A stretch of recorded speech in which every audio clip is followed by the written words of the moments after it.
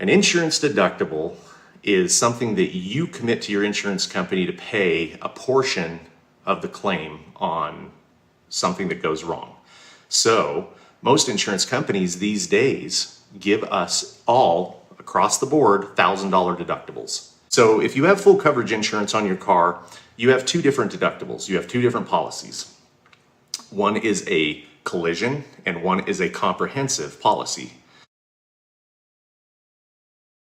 100, 500. So 100 for comprehensive, 500 for collision.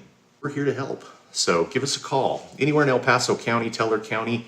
We're down on Platte Avenue, just across from Fargo's Pizza. We're real easy to find. So we'll look forward to seeing you. We keep the coffee hot. We always got sodas in the fridge. So come on by, let's have a conversation. We'll help you understand how to make your claims process go smooth.